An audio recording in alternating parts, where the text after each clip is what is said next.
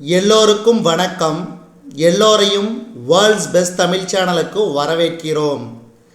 இந்த காணொளியில் நாம் பார்க்கவிருப்பது தினசரி நடப்பு நிகழ்வுகள் 6 மற்றும் 7 டிசம்பர் 2024 நாளுக்கானது. இந்த காணொளியை பார்க்கறதுக்கு முன்னாடி இதுவரைக்கும் நம்ம வேர்ல்ட்ஸ் பெஸ்ட் தமிழ் சேனலை சப்ஸ்கிரைப் பண்ணாத புதிய நண்பர்களாக இருந்தீங்கன்னா சப்ஸ்கிரைப் பண்ணிவிட்டு காணொளிகளை பாருங்கள். அதே மாதிரி நம்ம கொடுக்கக்கூடிய காணொளிகளில் ஒரு சிலர் வாய்ஸ் வழின்னு சொல்கிறீங்க. அது உங்கள் ஃபோன்லேயோ அல்லது நீங்கள் பார்க்குற கம்ப்யூட்டர்லேயோ தான் ப்ராப்ளமாக இருக்கும். நம்ம இங்கே வீடியோ எடுத்ததுக்கப்புறம் அதை செக் பண்ணிட்டு தான் பதிவேற்றம் செய்கிறோம். அதனால் உங்கள் சைடு சவுண்டுக்கு இது குறைஞ்சிருந்துச்சுன்னா உங்கள் ஃபோன் செட்டிங்ஸோ அல்லது கம்ப்யூட்டர் செட்டிங்ஸோ பாருங்கள். இப்போ நேரடியாக காணொளிக்குள்ளே போயிடலாம். முதல் கேள்வி, மகாராஷ்டிரா மாநிலத்தின் எத்தனையாவது முதலமைச்சராக தேவேந்திர பட்னாவிஸ் பதவியேற்றார்? மகாராஷ்டிரா மாநிலத்தின் எத்தனையாவது முதலமைச்சராக தேவேந்திர பட்னாவிஸ் பதவியேற்றார்? 20வது. அதே மாதிரி அவர் மட்டும் 3வது முறையாக அவர் பதவியேற்கிறார். இது ஒட்டுமொத்த அளவில் 20வது முறை, ஆனால் அவர் தனிப்பட்ட முறையில் 3வது முறை. அடுத்து, மகாராஷ்டிரா மாநிலத்தின் துணை முதலமைச்சர்களாக பதவியேற்றவர் யார்? துணை முதலமைச்சராக பதவியேற்றவர் ஆப்ஷன் டி, பி மற்றும் சி. ஏக்நாத் சிண்டே, அஜித் பவார் ஆகிய இருவரும் மகாராஷ்டிரா மாநிலத்தின் துணை முதலமைச்சராக பதவியேற்றுக் கொண்டனர். இவர்களுக்கு பதவி பிரமாணம் செய்து வைத்தவர் யார்னா மகாராஷ்டிரா மாநிலத்தின் ஆளுநர் சிபி ராதாகிருஷ்ணன். அடுத்து, புரோபா எனும் இரட்டை செயற்கைக்கோள்களின் எடை என்ன? 550 கிலோ. 550 கிலோ. அதாவது இந்த புரோபா 3 செயற்கைக்கோள் தான் சமீபத்தில் விண்ணில் ஏவப்பட்டது. அதாவது 5 டிசம்பர் 2024 PSLV C-59 ராக்கெட் மூலம் விண்ணில் செலுத்தப்பட்டது. அதனால் அதனுடைய எடை 550 கிலோ. ஆக்சுவலாக பார்த்தீங்கன்னா 4ஆம் தேதியே விண்ணில் ஏவப்பட்டது. தொழில்நுட்ப காரணமாக 5ஆம் தேதி விண்ணில் ஏவப்பட்டது குறிப்பிடத்தக்கது. அடுத்து, எந்த ஆண்டு சூரியனை ஆய்வு செய்வதற்கான முதல் செயற்கைக்கோளான புரோபா 1 இஸ்ரோ மூலம் விண்ணில் ஏவப்பட்டது? 2001. அதே மாதிரி கூடுதல் தகவல் பார்த்திங்கன்னா, இந்த சூரியனை ஆய்வு செய்வதற்காக இந்தியா அனுப்பிய விண்கலத்தின் பெயர் ஆதித்யா. அதை ஞாபகம் வச்சுக்கோங்க. அடுத்து, புதிய விமான போக்குவரத்து மசோதா 2024 மாநிலங்களவையில் எப்போது நிறைவேறியது? புதிய விமான போக்குவரத்து மசோதா 2024 மாநிலங்களவையில் எப்போது நிறைவேறியது? இதுக்கு சரியான விடை 5 டிசம்பர் 2024. 5 டிசம்பர் 2024. அடுத்து, 6வது கேள்வி, ஜார்க்கண்ட் மாநிலத்தில் அதாவது சமீபத்தில் ஹேமந்த் சோரன் அவர்கள் புதிய முதலமைச்சராக பதவியேற்றார். அவருடைய தலைமையிலான அமைச்சரவையில் எத்தனை பேர் அமைச்சர்களாக பதவியேற்றனர்? ஜார்க்கண்ட் மாநிலத்தில் ஹேமந்த் சோரன் தலைமையிலான அமைச்சரவையில் எத்தனை பேர் அமைச்சர்களாக பதவியேற்றனர்? சரியான விடை 11 அமைச்சர்கள். அடுத்து, எந்த மாநிலத்துக்கு ரூபாய் 1600 கோடி கடன் வழங்க உலக வங்கி சமீபத்தில் ஒப்புதல் வழங்கியுள்ளது? இதுக்கு சரியான விடை மகாராஷ்டிரா. அடுத்து,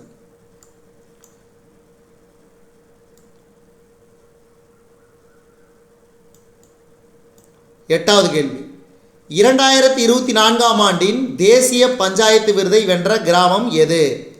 2024 ஆண்டின் தேசிய பஞ்சாயத்து விருதை வென்ற கிராமம் எது?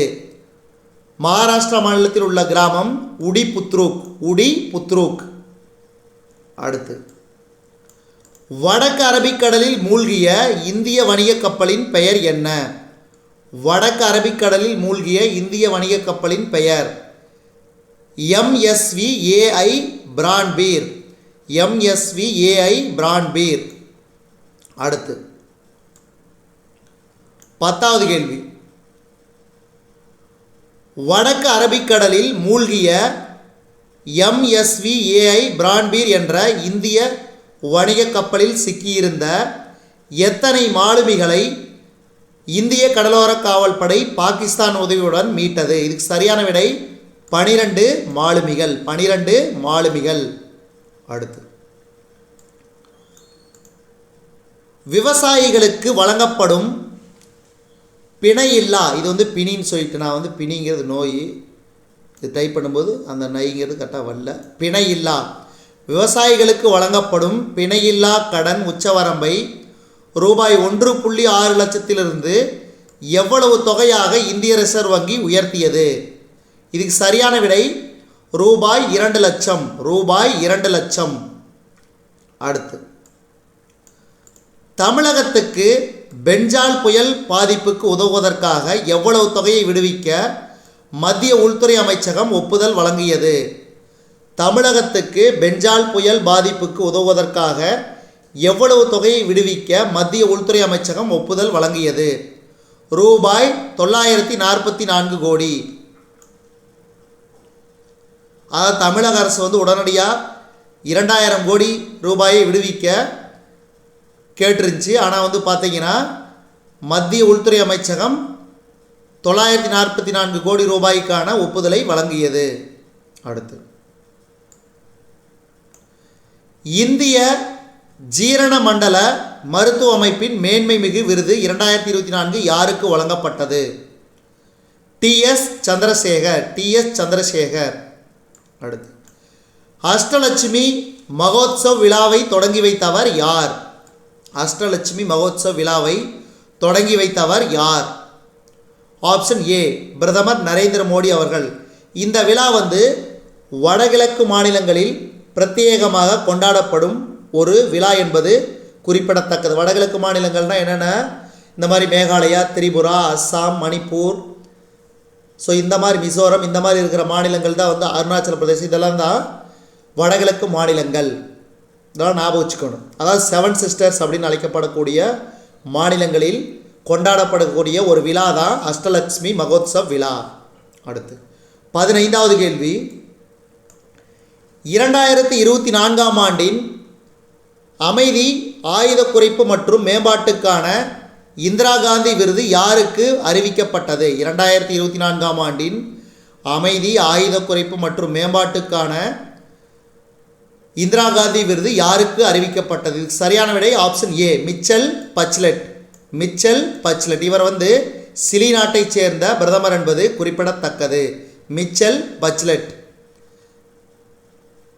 அடுத்து, 2024 ஆண்டு உலக பிக்கில் பால் சாம்பியன்ஷிப்பில் இந்தியா எத்தனை பதக்கங்களை வென்றது? 2024 ஆண்டு உலக பிக்கில் பால் சாம்பியன்ஷிப்பில் இந்தியா எத்தனை பதக்கங்களை வென்றது? 6 பதக்கங்கள். 6 பதக்கங்கள். அடுத்து, சிசேரியன் மூலம் குழந்தை பிறப்பு விகிதத்தில் எந்த மாநிலம் முதலிடம் வகிக்கிறது? சிசேரியன் மூலம் குழந்தை பிறப்பு விகிதத்தில் எந்த மாநிலம் முதலிடம் வகிக்கிறது? தெலுங்கானா முதலிடம், இதில் வந்து தமிழ்நாடு 2வது இடம், ஆந்திர பிரதேசம் 3வது இடம். அதாவது சிசேரியன் ஆப்ரேஷன் மூலியமாக குழந்தை பிறக்கிறதுல முதலிடம் வந்து தெலுங்கானா, 2வது இடம் தமிழ்நாடு, 3வது இடம் ஆந்திரா.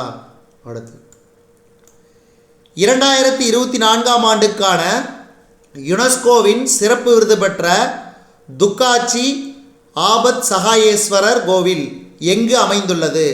துக்காச்சி ஆபத் சகாயேஸ்வரர் கோவில் எங்கு அமைந்துள்ளது? இது வந்து கும்பகோணத்தில் அமைந்துள்ளது, குறிப்பிடத்தக்கது. நன்றி.